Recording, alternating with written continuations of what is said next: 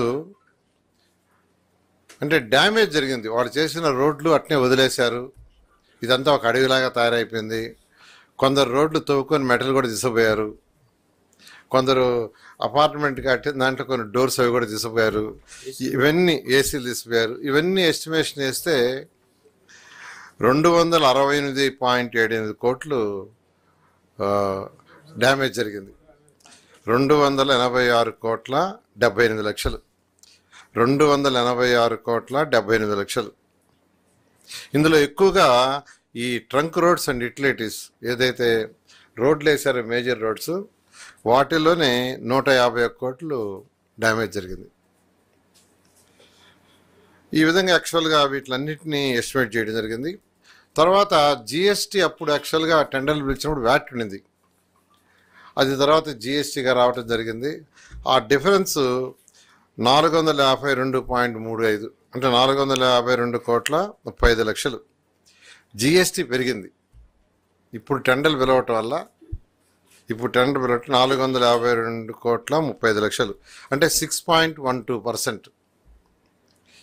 అదేవిధంగా additional items పెట్టారు, అంటే బిల్డింగ్లో వాటిలో అటకలన్నీ అవన్నీ యాక్చువల్గా ప్రపోజ్ చేశారు. అది 481.38 కోట్లు, 481,38,00,000. అది 6.51%, 6.51. ఇప్పుడు ఏదైతే రేట్లు యాక్చువల్గా అప్పటికిప్పటికి రేట్లలో తేడా ఉంది. ఎస్ఓఆర్ రేట్లు తీసుకుంటే అప్పటికిప్పటికి ఉన్న తేడా అంటే ఎవ్రీ ఇయర్ యాక్చువల్గా సిఈల కమిటీలు డిసైడ్ చేస్తుంటారు ఇరిగేషన్ డిపార్ట్మెంట్ నుంచి. వాళ్ళు చేసిన ప్రకారం ఈరోజు అంటే 7,391 కోట్ల 7,391,65,00,000 వర్క్ మిగిలింటే, అంటే అప్పుడు 2014-19లో పిలిచిన టెండర్లలో ఇంతవరకు మిగిలింది 7,391,65,00,000. దానికి ఇప్పుడు టెండర్లు పిలిస్తే అడిషనల్గా 2,507,42,00,000 రేట్లు పెరిగినందువల్ల పెరిగింది. రేట్లు అది 33.92%. ఎస్ఆర్ రేట్లు అంటారు, అవి ఇరిగేషన్ డిపార్ట్మెంట్ టోటల్ కమిటీ నిర్ణయిస్తుంది. అంటే కంకరకు కానీ స్టీల్కి కానీ సిమెంట్కి కానీ ఎవ్రీ ఇయర్. దాని ప్రకారం ఇప్పుడు వేస్తే 2,507,42,00,000 అంటే 33.92%.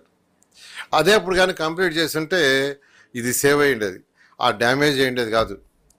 గత ప్రభుత్వం చేసిన నిర్వాహకం వల్ల ఈరోజు ఇది 18 వర్క్స్కే, ఇంకా మిగతా వర్క్స్ ఉన్నాయి. ఇప్పుడు ట్రంక్ రోడ్స్ యుటిలిటీస్ అంటే 360 కిలోమీటర్ల ట్రంక్ రోడ్స్ ఉన్నాయి. వాటిలో కొన్ని ప్యాకేజీలు తీసుకుంటే 1,629 కోట్ల వరకు మిగిలిపోతే ఇప్పుడు ఎస్టిమేషన్ వేస్తే 460 కోట్లు పెరిగింది. ఏది రేట్లు పెరిగినాయి. దేనివల్ల? మెటల్ వల్ల కావచ్చు, ఎర్త్ వర్క్ వల్ల కావచ్చు, సిమెంట్ వల్ల కావచ్చు, కంకర వల్ల కావచ్చు, ఇలా బెటుమిన్ వల్ల కావచ్చు. ఒక బెటుమినే తీసుకుంటే యాక్చువల్గా పర్ టన్ 83.33% ఉంది. అప్పటికిప్పటికి 83.33%. ఈ విధంగా ఎస్టిమేషన్ వేశారు. అయితే ఇవన్నీ నష్టాలన్నీ జరగడానికి కూడా గత ప్రభుత్వం చేసిన ఆ విధ్వంసం, ఒక ఏదో ఒక విధంగా ఈ రాష్ట్రంలో అమరావతి రాజధాని రాకూడదు అనే ఉద్దేశం చేశారు. ఈరోజు అమరావతి రాజధానిలో 360 కిలోమీటర్ల ట్రంక్ రోడ్స్, మొత్తం ట్రంక్ రోడ్స్ అంటే మెయిన్ రోడ్స్ యాక్చువల్గా. అదేవిధంగా 1,200 కిలోమీటర్ లేఅవుట్స్ రోడ్స్ ఉన్నాయి. అదేవిధంగా 3,600 అపార్ట్మెంట్లు హౌసెస్, 3,600 మొత్తం యాక్చువల్గా. అంటే 3,600 మంది అధికారులు ఉండటానికి యాక్చువల్గా కట్టడం జరిగింది. అందులో మేజర్ వర్క్ అయిపోయింది, ఇంకా మైనర్ వర్క్ ఉంది.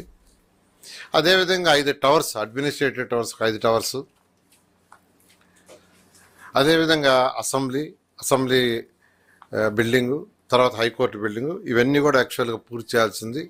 ఏదేమైనప్పటికీ ఈ యొక్క లీగల్ ఇష్యూస్ అన్నీ, టెక్నికల్ ఇష్యూస్ అన్నీ ఓవర్కమ్ అయ్యాం కాబట్టి ఈ మంత్ ఎండింగ్ లోపల మ్యాక్సిమం టెండర్స్ అన్ని పిలిచి నెక్స్ట్ మంత్ నుంచి వర్క్ టేకప్ చేయడం జరుగుతుంది.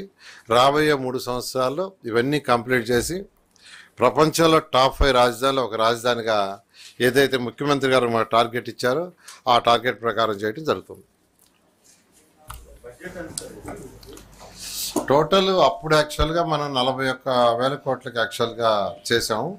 ఇప్పుడు మరొక 30% దానికి ఎక్స్ట్రా అవుతుంది. దాని మీద వర్కౌట్ చేస్తున్నారు లాయర్ గారు. అట్లా ఏం లేదు, యాక్చువల్గా లేదు.